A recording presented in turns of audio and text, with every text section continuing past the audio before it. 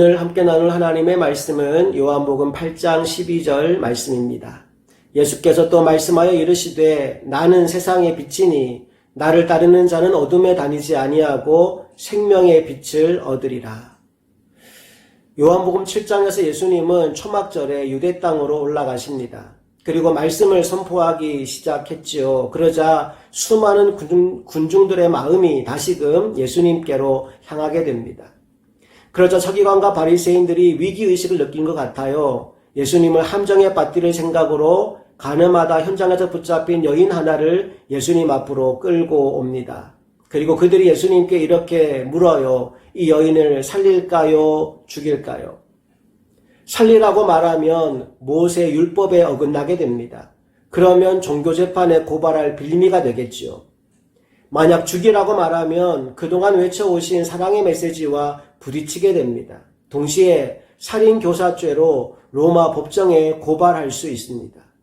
이러지도 저러지도 못하는 진퇴양난의 상황에 처하게 된 겁니다. 그때 갑자기 예수님이 몸을 굽혀 땅에 손가락으로 무언가를 쓰기 시작하십니다. 그리고 한참 후에 몸을 펴고 일어나 그들을 바라보며 이렇게 말씀하시죠. 너희 가운데 죄 없는 사람이 먼저 돌로 쳐라. 그리고는 다시 몸을 굽혀 손가락으로 글씨를 이어 쓰십니다. 그러자 갑자기 모여있던 사람들이 손에 들고 있던 돌을 내려놓고 한 사람 한 사람 그 자리를 떠나가게 됩니다. 나중에는 그 여인과 예수님만 남게 되지요. 그때 예수님이 그 여인에게 이렇게 말씀하십니다. 10절과 11절 말씀을 함께 보겠습니다. 예수께서 일어나사 여자 외에 아무도 없는 것을 보시고 이르시되 여자여 너를 고발하던 그들이 어디 있느냐? 너를 정죄한 자가 없느냐? 대답하되 주여 없나이다. 예수께서 이르시되 나도 너를 정죄하지 아니하노니 가서 다시는 죄를 범하지 말라 하시니라. 여러분, 이 여인이 은혜를 입었지요. 그리고 아마 결심했을 겁니다. 다시는 내가 죄를 짓지 말아야지. 여기서 질문 하나 드려보고 싶어요. 여러분, 그래서 이 여인이 죽을 때까지 죄를 하나도 안 지었을까요? 아니면 자기도 모르게 이런저런 죄를 짓고 살았을까요? 1번입니까? 2번입니까? 물론 정답은 몰라요. 성경이 그 이후에 이 여인이 어떻게 살았는지를 말해주지 않으니까 말이죠. 하지만 짐작해 볼 수는 있습니다. 결심을 하지만, 결단을 하지만 아마도 또 다른 죄의 유혹에 넘어졌을 거예요. 어떻게 그걸 아느냐고요? 오늘 우리들이 그렇게 살고 있지 않습니까? 여러분, 오늘까지 살아오면서 얼마나 많은 은혜를 받으셨습니까? 얼마나 많이 회개하고 결심하고 또 결단했습니까? 그런데 죄가 끊어졌나요? 아니죠. 다람쥐 쳇바퀴 돌듯 또다시 동일한 죄에 빠지는 우리의 모습을 지겹도록 보지 않았습니까? 바로 예수님도 우리의 그런 연약함을 잘 아십니다. 그래서 그 여인을 보낸 후에 제자들을 바라보시며 오늘의 본문 요한복음 8장 12절 말씀을 선포하신 것입니다. 바로 이 말씀 안에 어떻게 해야 우리가 다시는 죄를 범하지 않을 수 있는지에 대한 해답이 들어 있습니다. 우리 다시 한번 말씀 보겠습니다. 예수께서 또 말씀하여 이르시되 나는 세상의 빛이니 나를 따르는 자는 어둠에 다니지 아니하고 생명의 빛을 얻으리라. 나는 세상의 빛이다. 아멘이십니까? 나를 따르는 자, 다른 말로 나를 믿는 자는 뭐하지 아니하고 어두움에 다니지 아니하고 무슨 복을 받는다? 생명의 빛을 얻는다 라고 말합니다. 비유하자면 예수님은 태양입니다. 우리는 그 빛을 받아 밤에 빛이 나는 달입니다. 태양을 발광체라고 부른다면 달은 반사체입니다. 태양은 스스로 빛을 내지만 달은 태양빛을 받아서 반사해야지만 빛을 낼 수 있다 이 말이죠.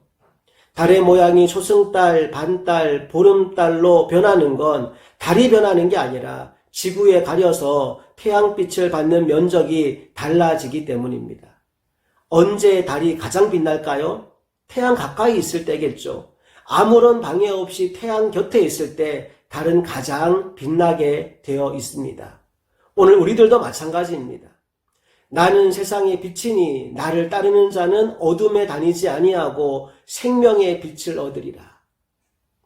여기서 어둠에 다니지 않는다는 말의 의미는 그렇게 끊으려고 해도 끊어지지 않던 죄가, 예를 들어 이 여인 같으면 현장에서 간음했던 여자잖아요. 음란의 죄에 빠져 있었거든요. 끊고 싶어도 끊을 수가 없었어요. 그런데 예수님을 진짜로 믿고 따르면 그렇게 끊으려고 해도 끊어지지 않던 죄가 한순간에 끊어지게 된다, 이 말입니다. 이걸 주님이 어떻게 설명하셨느냐? 나를 따르는 자는 어둠에 다니지 아니하고, 이렇게 말씀하신 거예요. 여러분 축복합니다. 오늘 지금까지 여러분을 묶고 있던 모든 더러운 죄가 끊어지는 역사를 체험하게 되시기를 간절히 축복합니다. 자, 이것을 위해 우리가 해야 될 첫 번째 일이 있습니다. 그것은 그동안 우리가 가지고 있던 잘못된 습관, 은밀한 죄를 계속 숨기고 감추고 살아가는 것이 아니라 빛 되신 주님 앞에 그 문제를 가지고 나오는 것입니다. 아무리 주님이 우리의 죄를 해결할 능력을 가지고 있다 하시더라도, 십자가에서 이미 우리의 모든 죄 문제 해결해 주셨다고 하더라도, 우리가 빛 되신 주님 앞으로 나오지 않으면, 그분을 향해 우리의 마음을 열지 않으면 우리의 죄는 그대로 있을 것이며 우리는 죄 가운데 죽게 될 것입니다. 그러니 빛이 두려워 숨는 것이 아니라 빛 앞으로 담대히 걸어 나오는 용기가 우리 안에 있게 되기를 간절히 바랍니다. 요한복음 1장 9절과 10절 말씀을 보실까요? 거기 이런 말씀이 나옵니다. 참빛 곧 세상에 와서 각 사람에게 비추는 빛이 있었나니 그가 세상에 계셨으며 세상은 그로 말미암아 지은 바 되었으되 세상이 그를 알지 못하였고. 여러분, 예수님은 빛으로 오셨습니다. 어두운 세상에 빛으로 오셨어요. 그런데 빛이 임하면 필연적으로 둘 중 한 가지 반응이 나타나게 되어 있어요. 하나는 그 빛이 싫어서 더 깊은 어둠 속으로 숨는 것이고, 또 다른 하나는 그 빛 앞으로 진실되게 나오는 것입니다. 여러분, 둘 중에 뭐가 더 좋아 보이나요? 일단은 숨는 게 좋아 보일 수 있어요. 왜 그럴까요? 내 죄와 허물이 드러나지 않으니까요. 내가 부끄러움을 당하지 않을 테니까요. 하지만 우리가 알아야 되는 게 있습니다. 그게 뭐냐 하면 우리가 죄를 숨기면 결국은 그 죄 때문에 죽게 된다라는 사실입니다. 로마서 6장 23절에 뭐라고 말씀했죠? 죄의 삭은 사망이요 하나님의 은사는 그리스도 예수 우리 주 안에 있는 영생이니라 라고 말씀하셨습니다. 죄의 삭은 사망이에요. 내 죄가 드러나는 게 싫어서, 부끄러움과 창피당하는 게 싫어서 죄를 숨기면 결국 우리는 그 죄 때문에 죽을 수밖에 없는 것입니다. 마치 몸이 많이 아픈데도 혹시나 의사가 나한테 당신 이 병으로 죽을지도 몰라, 그 말 듣는 게 두려워서 병원에 가지 않으려는 사람과 똑같은 겁니다. 여러분, 그렇게 시간을 보내면 문제가 뭘까요? 병을 키우는 것밖에 안 되는 겁니다. 그런데 무섭지만 병원에 가서 의사에게 내 몸을 보이고 수술이 필요하다면 수술을 받고 치료가 필요하다면 치료를 받을 때 생명을 얻게 되는 것입니다. 이어서 1장 11절 12절 말씀 읽어볼게요. 자기 땅에 오매 자기 백성이 영접하지 아니하였으나, 빛을 거부하고 있는 것이죠. 어둠 속에 계속 머물러 있는 거예요. 하지만 12절 영접하는 자, 곧 그 이름을 믿는 자들에게는 하나님의 자녀가 되는 권세를 주셨으니. 여러분, 지금까지 꽁꽁 걸어 잠가 두었던 여러분 마음의 빗장을 열고 빛 대신 우리 주 예수님을 영접함으로 생명의 빛을 얻고 하나님의 자녀가 되는 권세를 누리며 살게 되시기를 간절히 바랍니다. 둘째, 이제 여러분이 예수님을 믿게 되었다면 본격적으로 주님 따르는 삶을 시작하시기 바랍니다. 오늘 본문에서 나를 따르는 자는 이라고 말씀하셨지요. 나를 따르는 자는 어둠에 다니지 않는다 그랬어요. 믿음 따로 삶 따로가 아니라 주님은 저만치 가시는데 멀찌감치 떨어져서 가는 사람이 아니라 주님과 친밀하게 동행하는 사람, 자기를 부인하고 자기 십자가를 지고 주님을 따라가는 사람들이 되시기 바랍니다. 이게 왜 중요할까요? 그렇게 하지 않으면 우리는 한눈을 팔게 돼요. 자기 자신도 모르게 또 다른 죄의 유혹에 넘어질지도 모릅니다. 마가복음 14장 54절 말씀을 보세요. 먼저 말씀 읽어봅니다. 베드로가 예수를 멀찍이 따라가 대제사장의 집 뜰 안까지 들어가서 아랫사람들과 함께 앉아 불을 쬐더라.